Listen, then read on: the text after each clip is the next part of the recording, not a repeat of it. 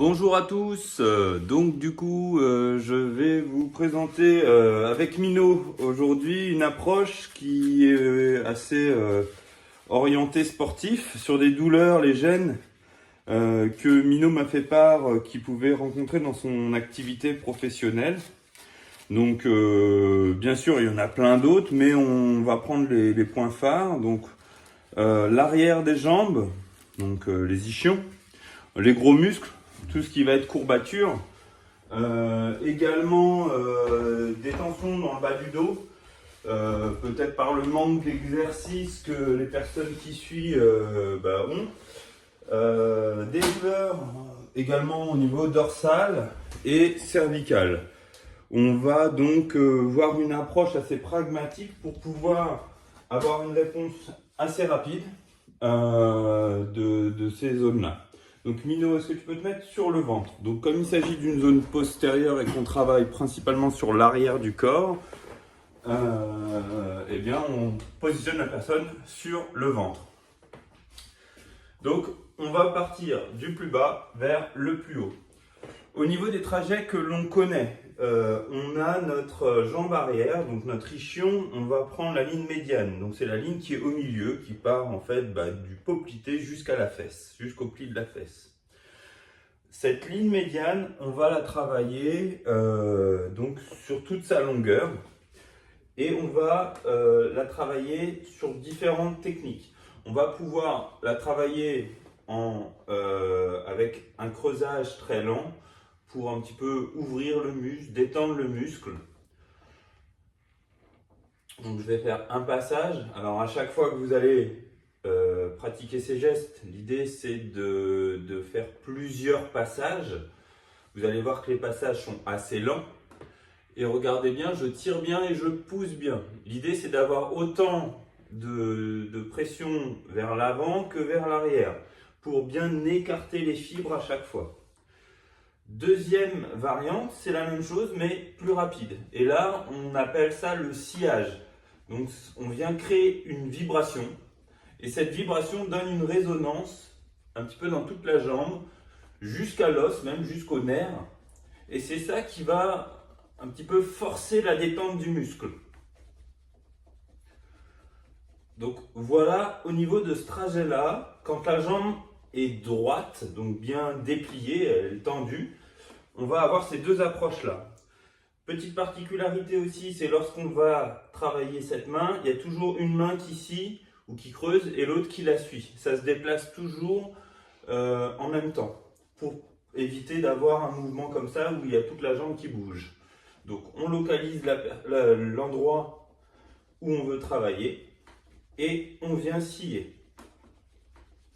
Si on sent une zone tendue, rien ne nous empêche de nous attarder dessus, on peut réouvrir un petit peu, ouvrir, voilà, et puis on vient scier. Pareil au niveau du rythme, on peut très bien ralentir, accélérer, faire des mouvements saccadés, genre on fait un mouvement aller-retour, on arrête, un mouvement aller-retour, on arrête.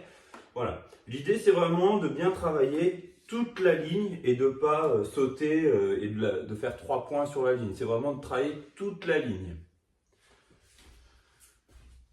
Toujours sur ce même problématique de contracture, douleur, courbature au niveau de l'ischion, on va avoir une variante. C'est-à-dire qu'on garde cette ligne, sauf qu'on va le travailler avec la jambe repliée. Donc, Mino, tu vas pouvoir mettre la jambe sur le côté. Voilà. Ça va au niveau de l'appui ici, ça fait pas mal? Ok. Notre trajet est toujours le même. C'est-à-dire qu'on vient travailler la ligne médiane. Je vous le montre sur cette cuisse. Là, c'est toujours la même. Sauf qu'on va pouvoir rajouter des gestes. Le geste qu'on va pouvoir rajouter, c'est déjà le circulaire. Donc, au lieu de creuser seulement ou scier, on va pouvoir faire des circulaires. Donc, sur la jambe repliée. Pourquoi la jambe repliée? Parce que le muscle est plus détendu. Donc, du coup, on peut aller plus loin dans les fibres. On vient creuser, faire des cercles. Et on cherche avec le bout des doigts, pas avec en fait avec la pulpe des doigts, pas avec le bout des doigts, pas avec les ongles, avec la pulpe. On vient chercher les fibres, voilà, pour les faire rouler Donc on va sentir un petit peu comme une corde en profondeur. Et bien voilà, c'est sur ça qu'on va faire nos cercles. Donc on va quand même avoir notre creusage, sauf qu'au lieu de le creuser avec le talon, on vient avec le bout des doigts. Donc on va pouvoir creuser.